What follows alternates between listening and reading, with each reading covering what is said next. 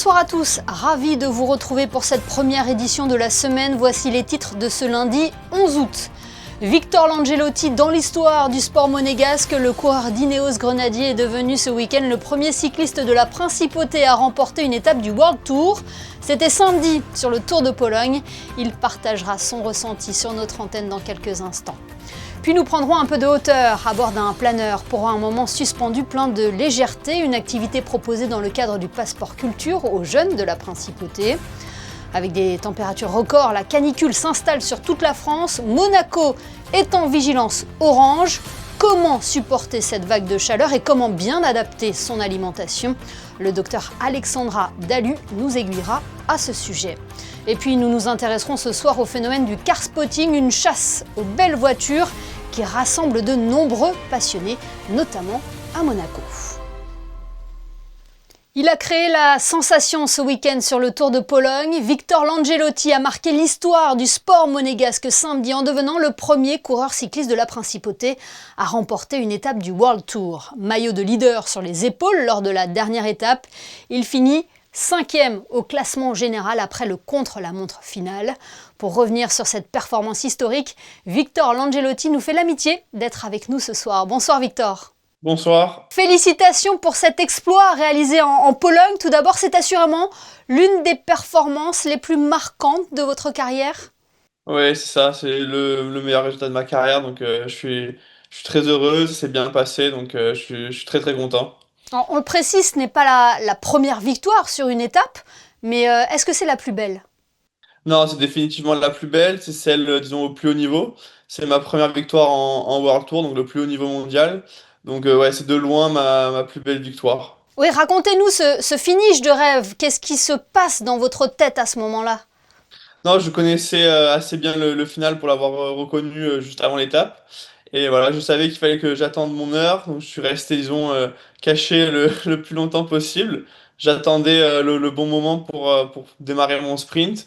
Et je savais qu'à 500 mètres de la ligne, plus ou moins, la pente allait être bien plus raide. Et du coup, j'attendais simplement d'arriver aux 500 mètres pour attaquer. Et c'est ce que j'ai fait. Après, voilà, j'ai eu pas mal de réussites, de pouvoir revenir assez rapidement sur Brandon McNulty et le dépasser dans les derniers mètres. Donc c'est vraiment un super finish et ça m'a permis en plus de prendre le maillot jaune. Donc c'était vraiment une excellente journée. Est-ce que vous avez réalisé sur le podium, une fois que vous avez enfilé ce maillot jaune ? Pas vraiment, ça allait très vite, disons, le podium s'enchaîne assez rapidement après avoir franchi la ligne, donc on est encore dans, disons, l'excitation, donc on réalise pas forcément, après c'est plutôt, disons, le soir et le lendemain matin où j'ai réalisé, où en plus il fallait que du coup je défende le maillot jaune sur le chrono le lendemain, donc là à ce moment-là on réalise vraiment, mais bon, je suis très, très heureux d'avoir pu au moins porter le maillot pendant une journée, ça n'a pas été simple de le défendre le lendemain. Mais voilà, j'ai tout donné, j'ai absolument aucun regret. Est-ce que vous avez été conscient aussi de l'engouement que vous avez suscité en Principauté et de toutes ces marques d'affection qui ont afflué sur les réseaux ? Ben, j'ai eu, oui, voilà, pas mal de messages, pas mal d'appels. Après, j'essaie quand même de rester assez concentré sur la course et sur voilà, la défense du maillot. Donc, j'ai essayé de pas trop faire attention à ça. Voilà. Après, une fois le chrono terminé, la course entièrement terminée, j'ai pu me rendre compte un peu mieux de l'engouement qu'il y avait en Principauté. Et ouais, notamment relayé par mon père qui était à Monaco. Donc, voilà. Vous marquez encore un peu plus l'histoire du cyclisme monégasque, Victor. Vous aviez déjà été le premier coureur de la Principauté à décrocher le maillot du meilleur grimpeur. C'était sur le Tour d'Espagne en 2022. Hein. C'est ça, exactement. Et ça reste toujours un excellent souvenir, l'un de mes meilleurs souvenirs sur le vélo. Et non, j'espère continuer à marquer l'histoire du sport monégasque, porter haut les couleurs de la Principauté. Et voilà, c'est toujours une fierté immense pour moi de défendre les couleurs de mon pays. Donc je vais continuer à faire ça du mieux possible. Ouais, vous êtes encore en pleine forme. Vous avez seulement 30 ans aujourd'hui. Ouais, ouais, alors pour certains, je peux paraître déjà un peu vieux, mais moi je me sens dans la pleine, disons, force de l'âge et je continue à progresser de saison en saison. Donc tant que c'est comme ça, tant que je prends du plaisir et je continue à progresser, je vais pas m'arrêter de sitôt et voilà. prochain rendez-vous, les championnats du monde à Kigali, au Rwanda? C'est ça, alors les prochaines courses pour sûr et certain, ce sera les championnats du monde, du coup pour la fédération et l'équipe nationale. Championnats du monde suivi après les championnats d'Europe qui auront lieu en France. Et après, j'attends, je suis encore là dans l'attente d'une potentielle sélection pour la Vuelta. Donc on attend de voir, mais bon, ça devrait bien se passer. Ça serait symbolique parce que le grand départ se fera à Monaco en 2026. C'est ça, donc ça serait déjà pour prendre, disons, ses marques sur cette course pour pouvoir revenir l'année prochaine et être absolument prêt pour le grand départ depuis Monaco. Bon, en attendant, Victor, encore félicitations de la part de bien, toutes les équipes de Monaco Info pour ce très beau résultat en Pologne. Et puis on suivra bien évidemment votre parcours au Rwanda, à Kigali, pour les championnats du monde. Merci infiniment d'avoir été notre invité ce soir. Merci beaucoup. Le cyclisme n'en fait pas encore partie, mais une multitude d'activités est proposée tout au long de l'été avec le passeport culture. Mis en place par la direction de l'éducation nationale, de la jeunesse et des sports, ce dispositif propose aux jeunes de la principauté un programme riche et varié, accessible à tous. Exemple ce soir avec cette expérience unique dans les airs, Vanessa Dessy et Alexandra Marangoni se sont rendus à l'aérodrome de Fayence dans le Var, suivre une initiation au vol en planeur. Regardez. Tout commence au sol, dans le calme concentré du briefing. Le pilote déroule le plan de vol, dévoile les secrets de l'appareil, distille les gestes qui rassurent les enfants. Tout est minutieusement orchestré. Ensuite, c'est l'installation dans le cockpit. Commande en main, le planeur se prépare au remorquage. Le câble se tend. Puis d'un bond, l'appareil s'élance sur la piste, gagne rapidement de la vitesse et décolle enfin. En quelques battements de cœur, la piste s'efface et le monde s'ouvre. Une expérience à la fois sportive et contemplative qui mêle sensations fortes et découvertes et qui rend accessible à tous le rêve de voler. L'AMVV est une association qui se destine à faire découvrir le planeur sur un volet essentiellement social et pour des enfants. Le passeport culture, en collaboration donc avec la DENJS, on le fait depuis 2019. Donc chaque été, on propose des vols à raison de 4 sessions par été, en juillet et août. En moyenne, il y a 6-7 jeunes. Depuis que ça fonctionne avec la DENJS, on a à peu près fait 168 vols, 168 baptêmes pour les jeunes du passeport culture. Sacha a effectué son premier vol en planeur grâce au passeport culture. Assis aux commandes, le jeune pilote en herbe a découvert le frisson du décollage, le silence saisissant en altitude et la sensation de flotter au-dessus des paysages. Un baptême de l'air qui déjà lui donne envie de recommencer. C'était quelque chose de nouveau, quoi, de découvrir comme ça, de voler. C'est vrai que c'était spécial, les sensations qu'on a l'impression de monter, de descendre tout le long du vol. Et aussi de pouvoir piloter, c'était quelque chose de cool. Ça fait plusieurs années déjà que j'aimerais faire pilote dans l'armée de l'air. Donc ça peut aider, on m'a dit, de passer par le planeur pour pouvoir se former. L'année prochaine, si je peux refaire, je pense le refaire. Une expérience qui prouve que le passeport culture ne se limite pas au terrain et aux salles. Il ouvre aussi les portes du ciel, offrant à chacun la possibilité de vivre le frisson d'un premier vol.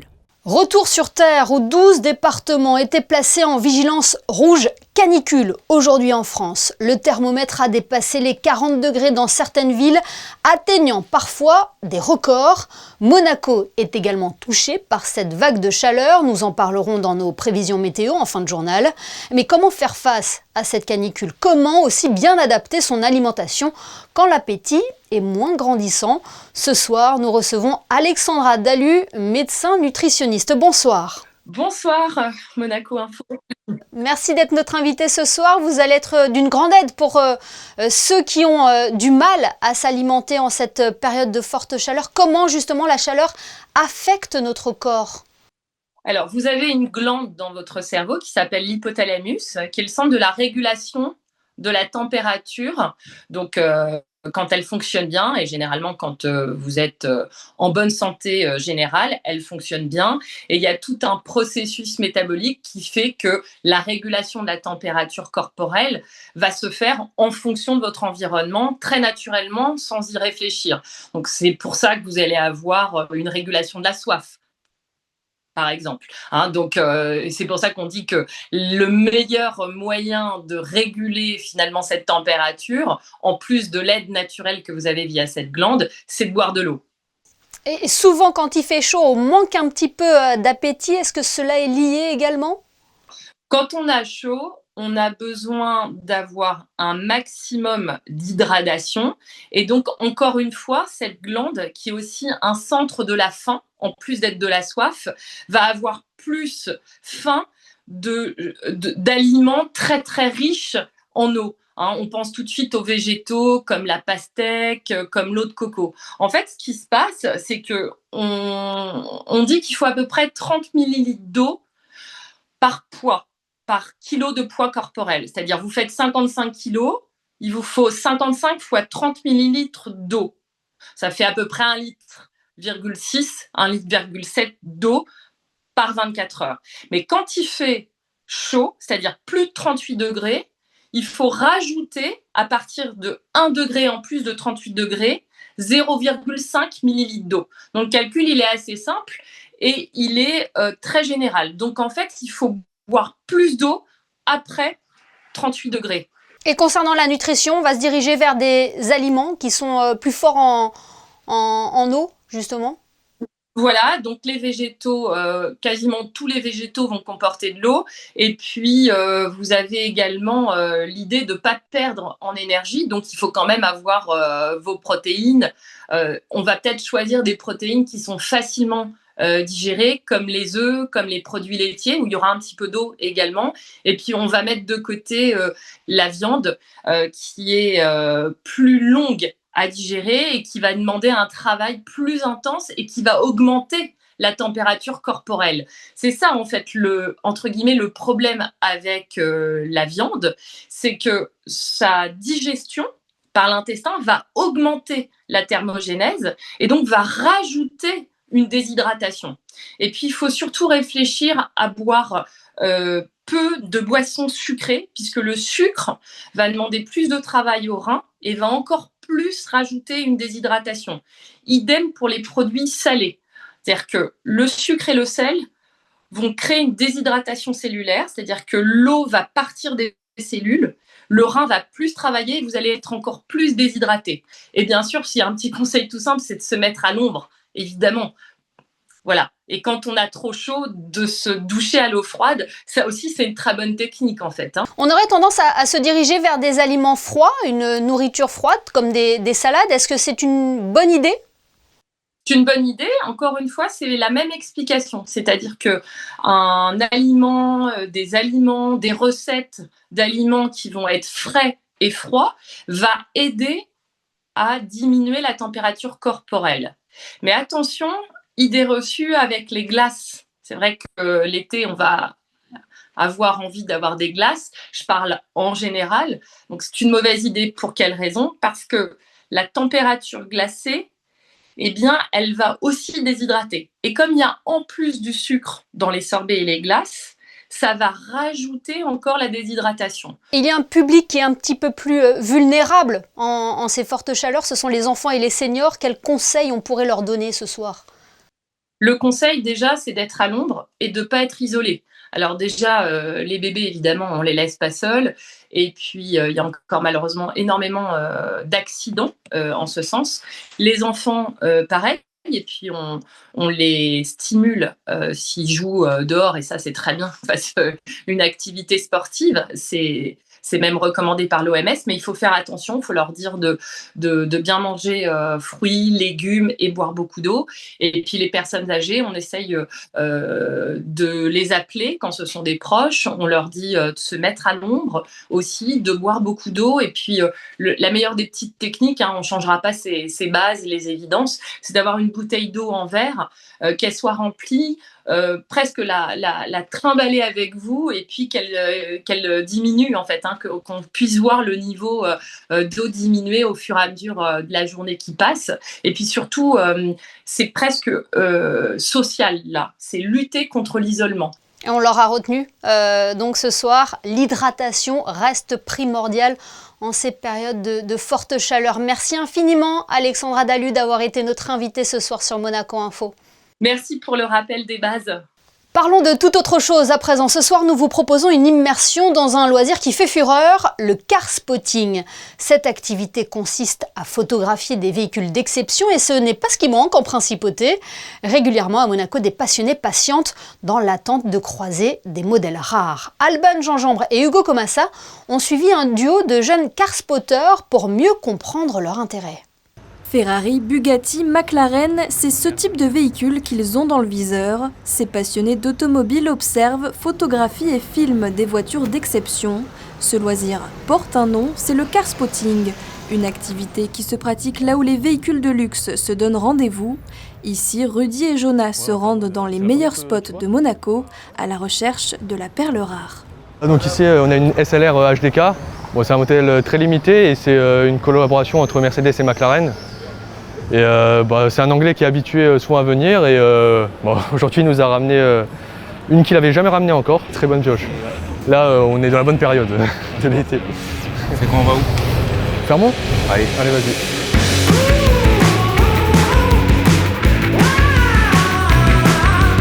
Ce qui me plaît c'est tous les détails sur une voiture, donc ça peut être la motorisation, surtout aussi de l'aérodynamisme, comment marchent les flux d'air, le freinage.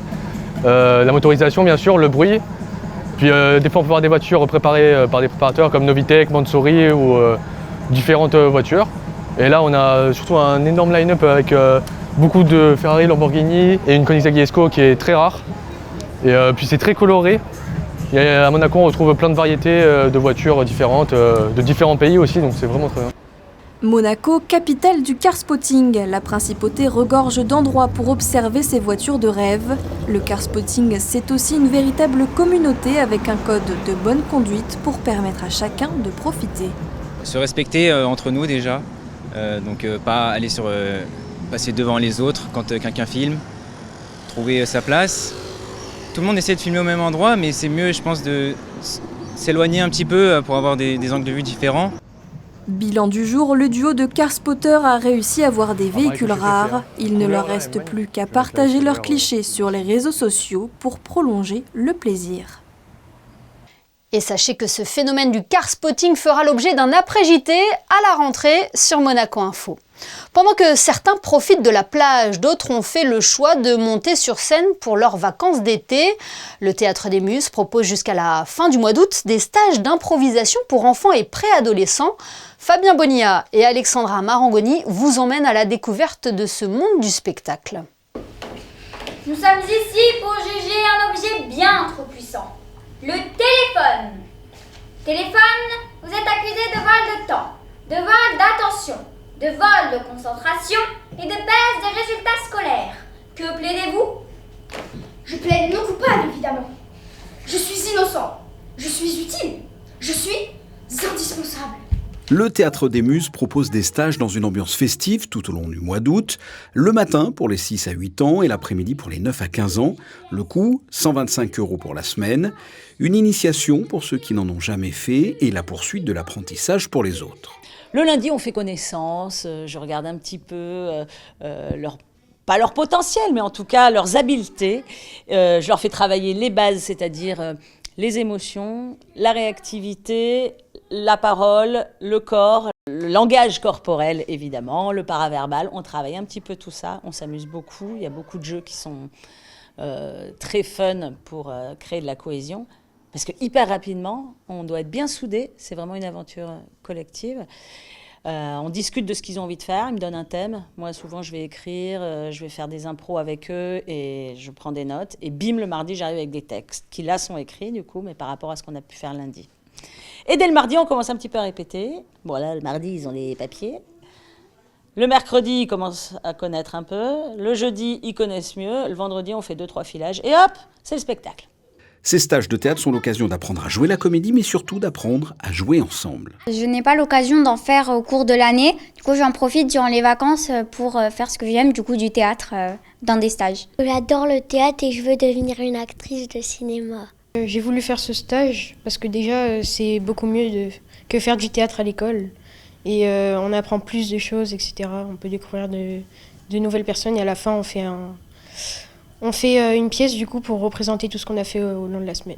Je jure solennellement de ne plus jamais accepter un parent en ami. Même pas ma mamie. Ta mamie, elle est sur TikTok? Ouais, elle fait des danses avec son chat. À la fin du stage, le vendredi, la cerise sur le gâteau, ces jeunes jouent la pièce conçue et apprise les jours précédents. Il s'agit cette semaine de faire le procès du téléphone, une sorte de pamphlet sur les réseaux sociaux. Chaque stage est complètement différent, ce qui permet de participer à plusieurs sessions sans jamais retomber sur les mêmes scénarios. Les 2 dernières semaines proposées sont du 18 au 22 août et du 25 au 29 août.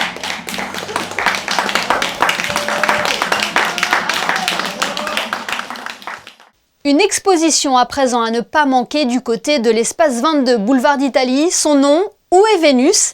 Il s'agit d'un hommage aux femmes rendu par Bétamé. Avec son coup de pinceau, l'artiste polonaise représente la force féminine. Les détails dans ce reportage d'Alban Gingembre et Camille Caloni. Des corps nus, des femmes fières et des athlètes fortes. C'est de cette façon que Bétamé représente la force féminine. Où est Vénus ? C'est une exposition qui montre avec sincérité la beauté des femmes et qui prône leur indépendance. Women, they are so determination in them life, and it's nice to see that I'm another one. I think that sport is the good connection with other people to see how you can be strong in your life. That's why I prefer painting the swimmers. It doesn't matter if you are slim or you are beautiful inside of you. We have to support each other. I mean, about women's, it's a good way to take good connection between us. I would like to show them that life, it couldn't be so difficult if we will help someone. Sur chacun des tableaux, un symbole distinctif, l'empreinte signature de Bétamé. Sometimes you have to choose which way you would like to go. And that's why the line is not the same. Cette exposition agit comme un véritable hommage envers la femme. Où est Vénus est visible à l'espace 22 pendant 2 semaines jusqu'au 22 août. Ainsi s'achève cette édition. Merci de l'avoir suivi. Dans quelques instants, les prévisions météo de Chrisinda Petit-Thomel et la canicule qui s'installe sur la Côte d'Azur. C'est tout l'objet de nos photos de fin de JT ce soir signées par les photographes de la direction de la communication. Passez un très bon début de semaine et à demain, 19h, pour un nouveau JT sur Monaco Info.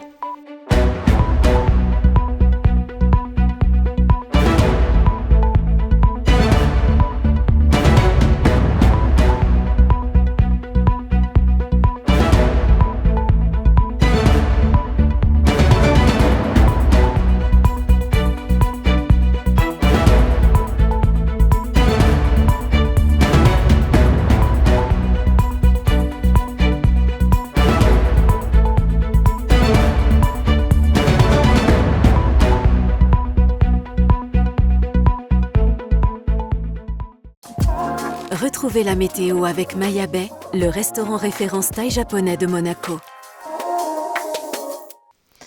Bonsoir Émilie, bonsoir à tous. Demain à Monaco, on sort les éventails. 33 degrés annoncés, un peu de soleil, un peu de nuages, mais surtout vigilance orange pour la chaleur et jaune pour quelques orages possibles. Et demain, on fête les Clarisses, un prénom qui veut dire très clair, symbole de lumière et de générosité. Alors si vous connaissez une Clarisse, offrez-lui un grand sourire, elle le rendra encore plus lumineux. C'était la météo avec Maya Bay, le restaurant référence thaï japonais de Monaco.